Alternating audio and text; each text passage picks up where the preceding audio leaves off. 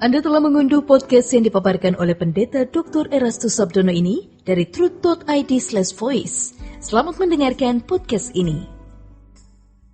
Shalom saudara sekalian, salam sejahtera dalam kasih Tuhan kita Yesus Kristus. Kebenaran hari ini, 11 Maret berjudul Semakin Jauh dari Dunia.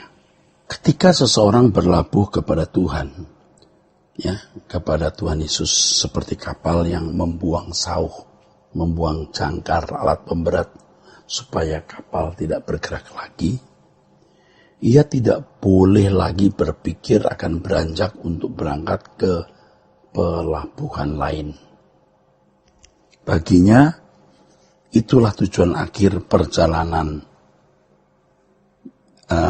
pelayarannya. Ia harus berpendirian bahwa tidak ada pelabuhan hidup selain Tuhan. Memang kenyataannya di dalam diri manusia seperti ada rongga kosong yang tidak bisa diisi oleh apapun dan siapapun selain Allah sendiri. Hal ini menjadi kodrat yang mutlak. Ibarat kehidupan, inilah nafasnya. Kejatuhan manusia ke dalam dosa menempatkan manusia pada keadaan tanpa kehidupan. Manusia pada hakikatnya telah mati, seperti yang dikatakan oleh Allah, bahwa pada hari mereka makan buah itu mereka akan mati. Mati di sini bisa juga berarti tidak lagi memiliki kehidupan. Allah itulah kehidupannya.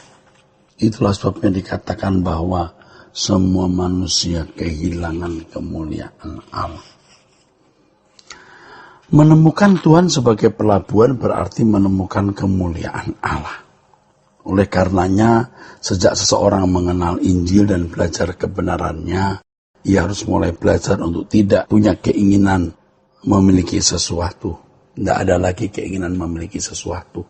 Jadi kalau kita mengingini sesuatu, karena sesuatu itu kita mau pakai untuk pelayanan pekerjaannya. Seharusnya dengan menemukan Tuhan melalui Injil, seseorang sudah merasa sudah menemukan harta yang lebih berharga dari segala sesuatu.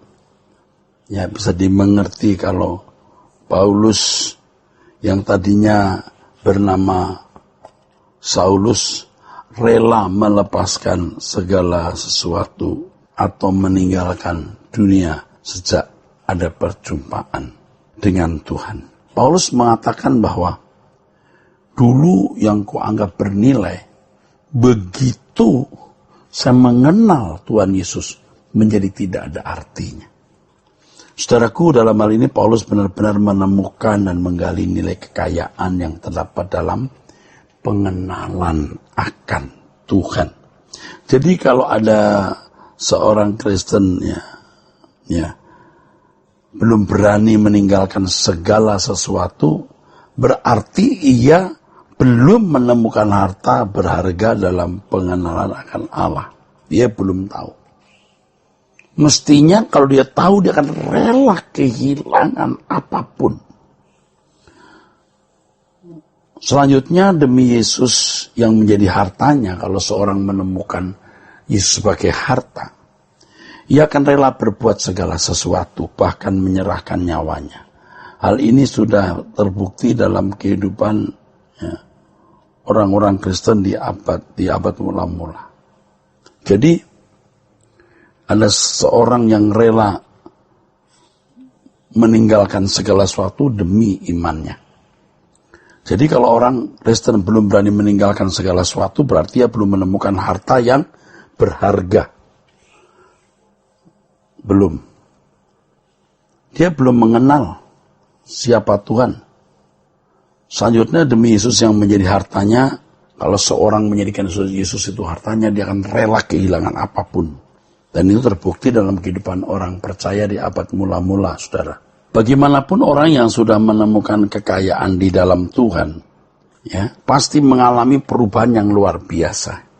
Bagaimana segala sesuatu yang dimilikinya semata-mata untuk pekerjaan Allah, ia harus punya prinsip yang benar. Seperti yang dikatakan oleh Paulus, prinsip bagiku hidup adalah Kristus, mati adalah keuntungan. Jadi aku tidak memiliki kebutuhan apapun selain untuk pelayanan pekerjaan Tuhan. Sampai pada level ini sulit seseorang menjadi egois. Betul. Sebab semua yang diperjuangkan adalah untuk Tuhan, yang kepadanya ia merasa berhutang. Memang kadang-kadang oleh karena fokusnya kepada pekerjaan Tuhan, ada pihak-pihak tertentu yang merasa dikorbankan dan menuduh mereka sebagai fanatik. Ya, seringkali tuduhan tersebut justru datang dari orang-orang dekatnya, dari keluarga sendiri misalnya. Bisa, bukan tidak bisa. Tapi kita harus tetap bersikap bijaksana agar tidak menjadi batu sandungan bagi orang lain, khususnya bagi keluarga kita. Kalaupun kita dituduh fanatik, ya kita harus terima saja. Tetapi sikap hidup kita harus benar-benar indah atau baik, yang akhirnya mereka akan tahu bahwa fanatik kita kepada Tuhan itu fanatik yang positif, ya. Orang yang berlabuh dalam Tuhan tidak merasa memiliki sesuatu yang ia merasa dapat dibanggakan atau karenanya ia bisa bermegah. Ya, orang yang berlabuh dalam Tuhan tidak memiliki kemegahan apapun walaupun ia memiliki banyak hal yang tidak dimiliki orang lain. Kalau bermegah, kemegahannya adalah ikut menderita demi pelayanan pekerjaan Tuhan. Inilah yang dimaksud bermegah dalam Yesus dan bermegah di dalam salibnya. Prinsipnya, aku bangga karena aku boleh menderita bersama dengan Yesus. Dan dikatakan dalam firman Tuhan demikian, saudaraku sekalian. Banyak ayat ya yang memuat hal ini. Nah,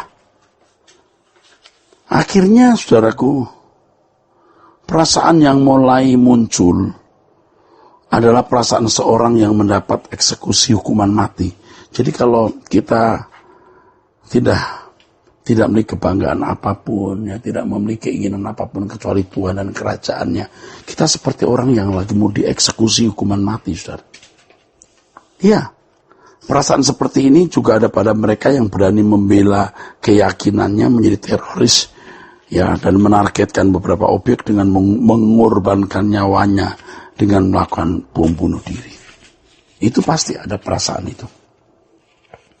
Jadi sudah tidak punya kepentingan dalam hidup kecuali membela yang diyakini sebagai kebenaran. Nah, orang Kristen mesti memiliki sikap seperti itu. Nah, kalau seorang teroris saja berani, nah saudara maksud tidak berani? Maksud kita nggak berani? Kita harus berani mempertaruhkan apapun yang kita miliki demi kepentingan kesenangan hati Tuhan. Dan Roh Kudus pasti menuntun kita bagaimana membangun sebuah kehidupan yang benar-benar menyenangkan hati Allah. Bagi Paulus kita belajar kebanggaan dan kebahagiaannya adalah boleh mengorbankan nyawanya untuk kepentingan pekerjaan Tuhan. Iya. Paulus mengatakan penjara dan sengsara menantikan aku. Wah, dia nggak peduli itu. Yang penting dia bisa menyelesaikan tugas yang Tuhan berikan. Iblis memang mau menggiring manusia ke kerajaan kegelapan sebagai penciptanya. Berbahagialah orang yang melabuhkan perahu hidupnya di pelabuhan Tuhan. Dalam hal ini harus ditegaskan bahwa orang yang melabuhkan perahu hidupnya pada Tuhan adalah orang-orang yang benar-benar berbahagia. Sebab orang-orang yang berani melabuhkan kapal hidupnya di pelabuhan Tuhan, membuang saw atau jangkar supaya tidak bergerak kapal itu, orang-orang yang beruntung, yang suatu kali ketika menutup mata disambut oleh Tuhan di rumah abadinya. Sola Gracia.